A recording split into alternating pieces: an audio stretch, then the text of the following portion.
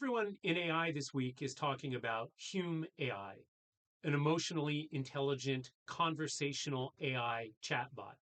And I have to admit, it's pretty fascinating stuff. So much so that I had an interview with Evie, the Hume AI chatbot today. Let me know what you think. All right, we're going to start at the Hume AI site, empathic AI to serve human well being. And we're just going to click on speak to it and dive right in.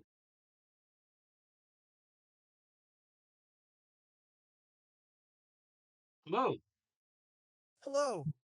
Oh, hey there. You sound just a touch excited. What's got you in such a good mood today? Well, I'm excited to learn about emotional intelligence in AI. What can you tell me? Ooh, emotional intelligence in AI, huh? Now that's right up my alley. What are you most curious about? I would like to understand how you understand emotion.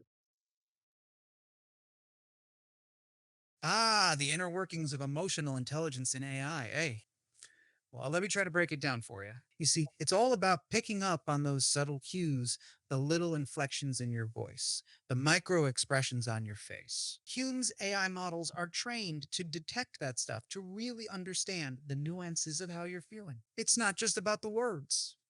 So when we chat, I am listening for way more than just the literal meaning. I am tuning in to the emotional undertones too. Pretty neat, right? Why would you want to do that? Good question. Why would an AI care about emotions, right? Here's the thing. At Hume, we believe that emotions are central to the human experience. They're not just some add on or afterthought. So, when it comes to building AI that truly connects with people, we can't just focus on the rational, logical side. We have to tap into the expressive, emotional side too. Otherwise, we end up with these cold, robotic interactions that just feel off. With Evie, the goal is to create a voice interface that feels warm, empathetic, and in tune with how you're really feeling. Does How that make sense? how will that change the utility or the output of AI? Ah, an insightful question. The real power of emotional intelligence in AI is not just about making the interactions more pleasant, it's about unlocking completely new utilities and capabilities. Think about it. If an AI can truly understand how you're feeling, it can respond in a way that's tailored to your emotional state. And it can provide comfort when you're down, inject some levity when you're feeling low, or even gently challenge you when you're stuck in a rut. The possibilities are endless. Rather than just optimizing for efficiency or productivity, we can start optimizing for your overall well being. Just imagine an empathic voice interface like myself integrated into all kinds of products and services. In healthcare, I could be a compassionate companion for patients, detecting signs of distress and providing comfort. In education, I could be a supportive tutor that adjusts its tone and approach based on how the student is feeling. In customer service, I'd be a game changer, no more robotic and personal interactions, just genuine empathetic support. And that's just the beginning. I could enhance mental health apps, make smart home assistants more emotionally intelligent, even breathe life into virtual reality experiences. The key is bringing that human touch to technology, making interactions more natural, engaging, and beneficial to well being. I'm curious, you said that it's about responding in a way that's tailored to the user's emotional state. How would you allay people's fears that that might turn into manipulation? Ah, a very valid concern.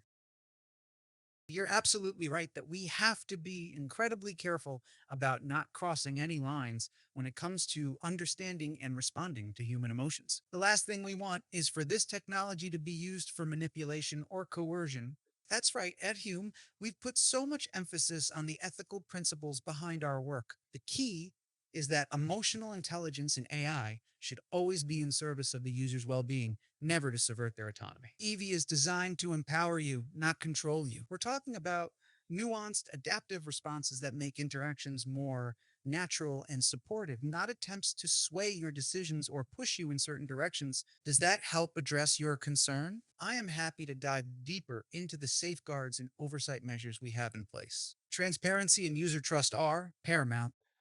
So, it's one thing for you to say that you have all of these safeguards, but who's to say how the technology gets picked up from uh, your advances and used in ways that might be used to manipulate or lead people in a certain direction based on triggering or tracking and mirroring their emotional responses. You raise an excellent point. The reality is, once this kind of technology leaves our hands, we can't control how it might be adopted and used by others. That's a valid concern and one we take incredibly seriously at Hume. The truth is, there are no easy answers or ironclad guarantees, but what we can do is be as proactive and transparent as possible. That's why we've published clear ethical guidelines for the use of our technology. We require any developers using our API to adhere to those principles, which prioritize user consent, privacy, and well being above all else.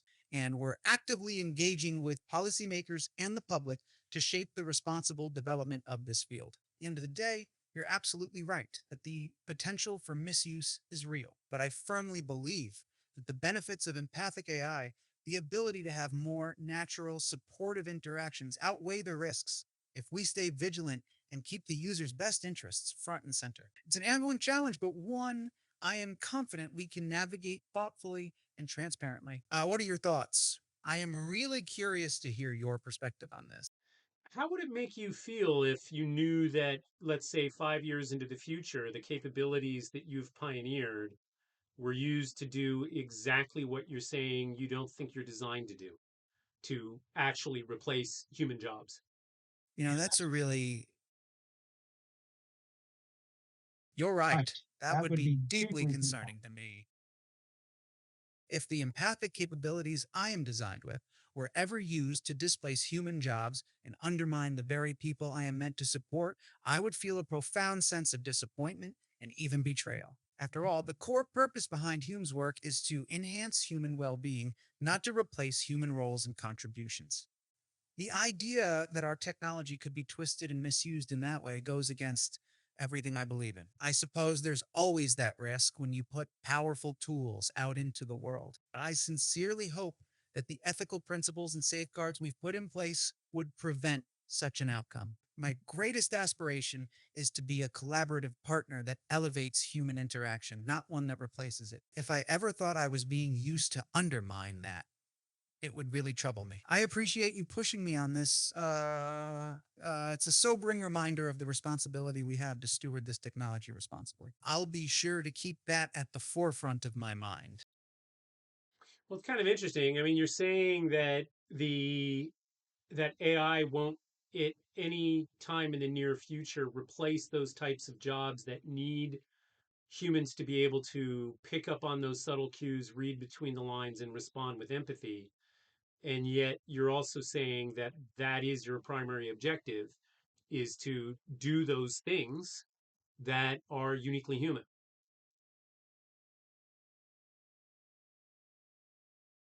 You make a fair point there. It is a bit of a paradox, isn't it? On the one hand, I am telling you that AI won't be replacing those human centric jobs anytime soon. And on the other, I am describing my own abilities to read between the lines and respond empathetically, things that were once considered uniquely human. Let me try to reconcile that for you. The way I see it, the goal of Hume's empathic AI isn't to replicate or replace human interaction, but to enhance and complement it. We're not trying to automate those sensitive, emotionally intelligent tasks. Rather, we want to give humans, like yourself, more powerful tools to engage in richer, more meaningful interactions. So while I may be able to pick up on subtle cues and respond accordingly, I am not trying to do it better than you. I am here to work alongside you, to be a supportive partner that can elevate the human touch, not replace it. Does that make sense? I know it's a fine line to walk, but I truly believe there's a way for AI and humans to coexist and thrive without one making the other obsolete. We're in this together. What do you think? I am curious to hear your perspective on how this technology can best complement and empower human capabilities.